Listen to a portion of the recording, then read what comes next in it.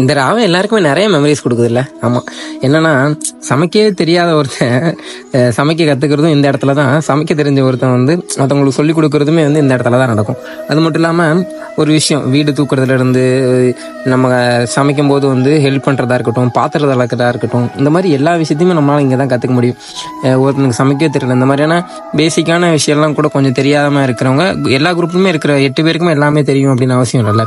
அப்படி இருக்கிறவங்க இந்த இடத்துல நிறைய வந்து புதுசாக கொஞ்சம் சமைக்க கற்றுப்பாங்க. அது மட்டும் இல்லாமல் வந்து அவங்களோட யாரையுமே டிபெண்ட் பண்ணியிருக்க வேண்டாம். வெளியில் போய் படிக்கிறாங்க, இல்லை எங்கேயோ தங்கி படிக்க போகிறாங்க அப்படின்னா அந்த டைமில் வந்து இப்போ ராவையில் அவங்க கொஞ்சம் சமைக்க கற்றுப்பாங்க.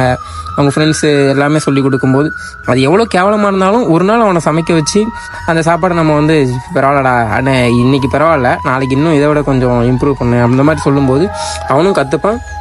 அது மட்டும் இல்லாமல் ஃப்யூச்சரில் அவனுக்கு ஏதோ ஒரு வெளியே தங்கி இருக்கிற மாதிரி சுச்சுவேஷனில் வந்து இந்த டைமில் அவன் சமைக்க கற்றுக்கிட்டு அவனுக்கு பெருசாக யூஸ்ஃபுல்லாக இருக்கும். இப்போ எனக்குலாம் வந்து நான் 7th படிக்கும் போதுலேருந்து வந்து எங்கள் வீட்டில் வந்து எப்படி சொல்லி என்னை சமைக்க ஆரம்பிச்சுவாங்க அப்படின்னா, இந்த மாதிரி வந்து தோசை சுடுறதில் கூட, ஏன்னா அந்த கல்லில் வந்து அந்த கல்லும் அதுக்கேற்றாப்புல தான், யார் சுட்டாலுமே வந்து அந்த தோசை வந்து ஒழுங்காக வராது. இப்போ இது சரி, இவன் நீ சுட்டாதான்ப்பா ஒழுங்காக வரும் அப்படின்னு சொல்லி எங்கள் அம்மா என் மண்டையை கழுவி அப்படி தான் வந்து நீ தோசை சுட இது பண்ண சொல்லி கொடுத்தாங்க. அப்படி பண்ண ஒரு விஷயம் வந்து எனக்கு இப்போல்லாம் வந்து நிறையா யூஸ்ஃபுல்லாக இருக்கும் அப்படின்னு நான் நினைக்கவே இல்லை.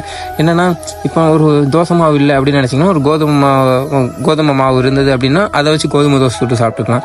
வெங்காயம் தக்காளி இருந்துச்சுன்னா அதை வந்து நீங்கள் வதக்கி தொக்கு மாதிரி வச்சு அதை நீங்கள் வச்சு சாப்பிட்டுக்கலாம். இந்த மாதிரி நிறைய விஷயத்த உங்களுக்கு வந்து இந்த ராவை டைமில் தான் வந்து கற்றுக்க முடியும். முடிஞ்ச அளவுக்கு நிறைய கற்றுக்கோங்க, என்ஜாயும் பண்ணுங்கள்.